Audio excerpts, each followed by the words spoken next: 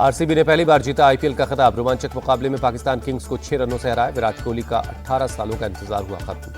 पहले बल्लेबाजी कर आरसीबी ने 191 रनों का टारगेट दिया। पंजाब की टीम 7 विकेट पर 184 रन ही बना पाई। खिताबी जीत के बाद भावुक हुए विराट कोहली मैदान पर घुटने के बल बैठ कर रो पड़े।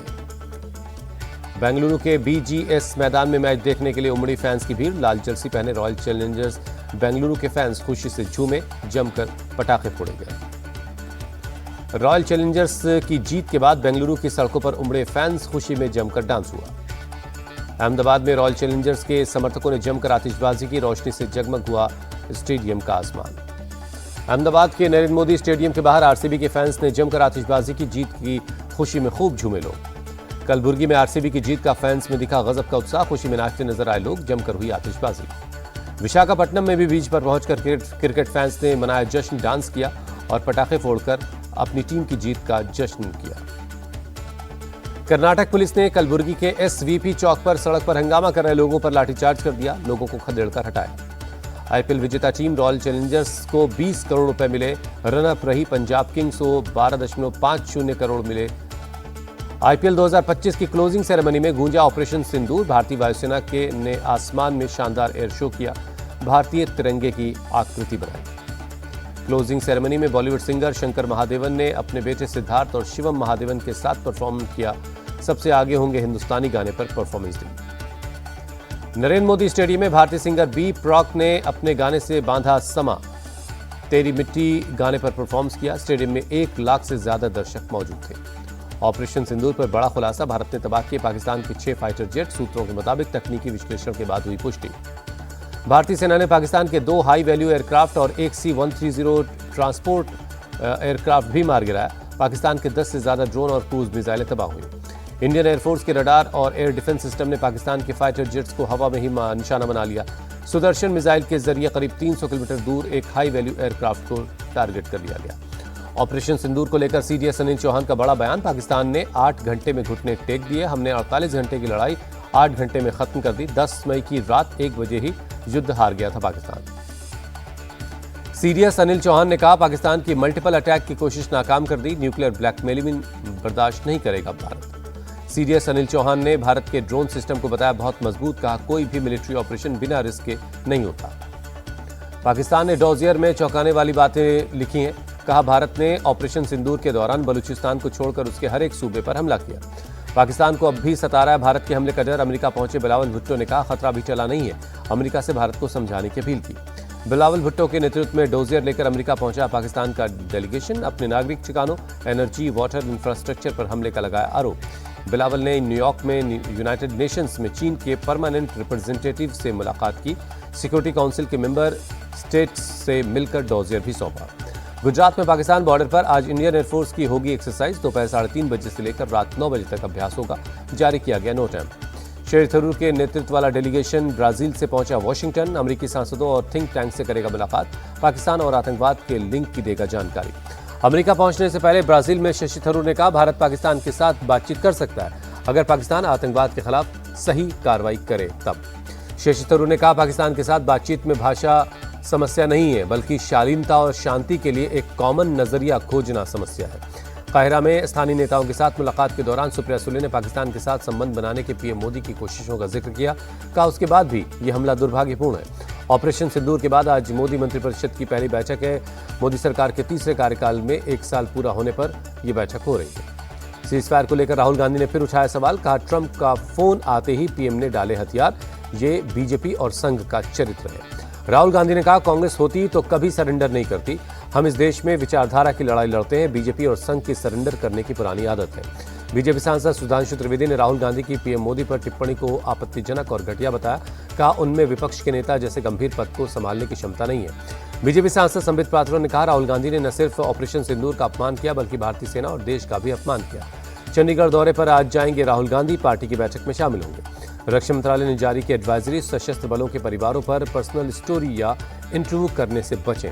पाकिस्तान के लिए जासूसी के आरोप में राजस्थान के पूर्व मंत्री का सचिव गिरफ्तार। शकूर खान से पूछताछ में आईएसआई एजेंट से बातचीत के मिले सबूत। शकूर खान की गिरफ्तारी पर कांग्रेस विधायक गोविंद सिंह डोटासरा ने कहा, राज्य सरकार झूठे आरोप लगाने के बजाय आरोपी के खिलाफ जांच करे। 6 जून को जम्मू कश्मीर जाएंगे पीएम मोदी। दुनिया के सबसे ऊंचे चिनाब रेलवे ब्रिज का उद्घाटन करेंगे। कटरा से श्रीनगर तक 2 वंदे भारत स्पेशल ट्रेन को दिखाएंगे हरी झंडी। बिहार विधानसभा चुनाव में ओवैसी की एआईएमआईएम ने महागठबंधन के साथ चुनाव लड़ने का रखा प्रस्ताव।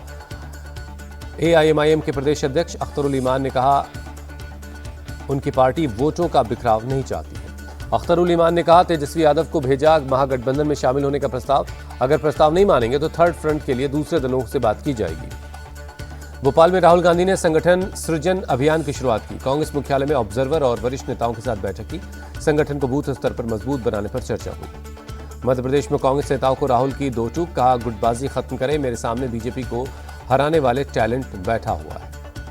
राहुल गांधी के भोपाल दौरे पर बोले कमलनाथ, कांग्रेस पूरी तरह मजबूत, राहुल पर सबको भरोसा है।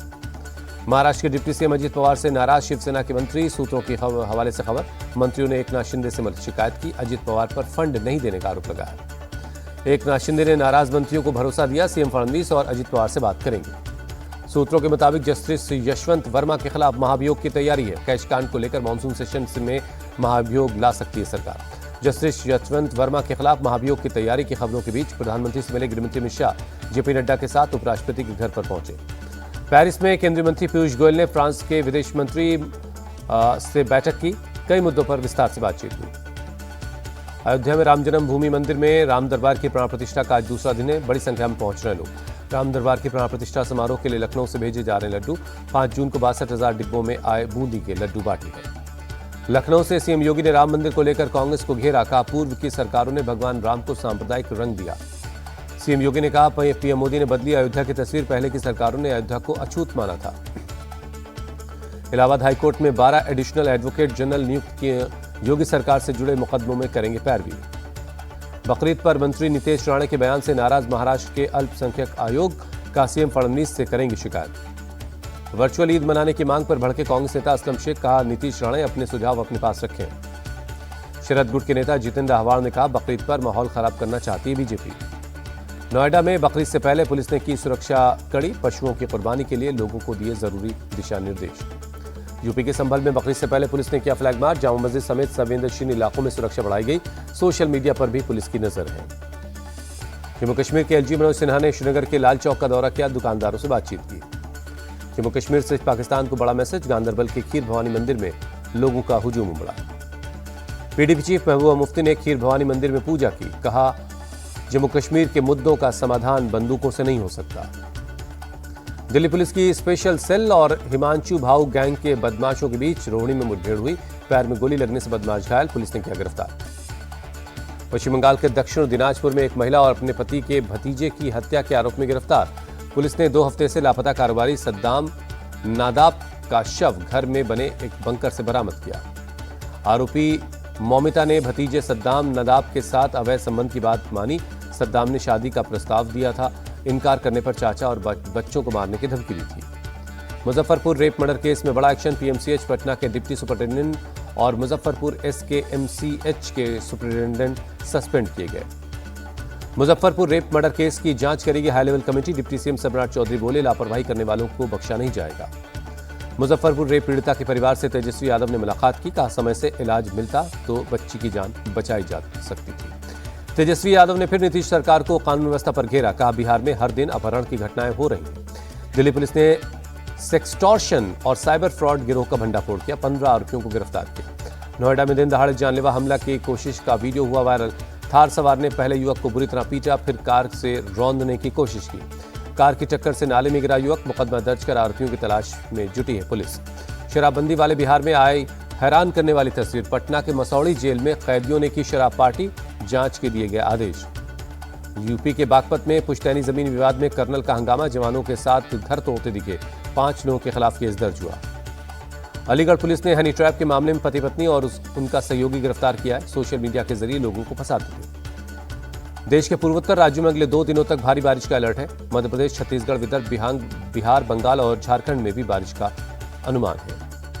मणिपुर में बाढ़ और बारिश ने मचाई तबाही। करीब 174 गांव पानी में डूबे। 56,000 से ज्यादा लोग प्रभावित हैं। असम के नगांव में भारी बारिश के चलते बाढ़ के हालात। कई इलाकों में भरा पानी।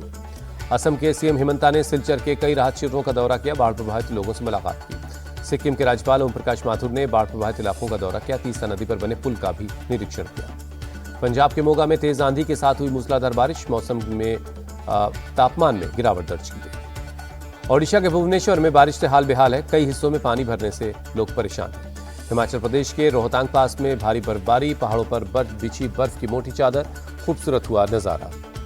रोहतांग पास में बर्फबारी के बाद सैलानियों के चेहरे खिले, जमकर लोग बर्फ के बीच मस्ती करते नजर आए। केदारनाथ धाम में हुई ताजा बर्फबारी, सफेद चादर से पूरा मंदिर परिसर ढक गया है।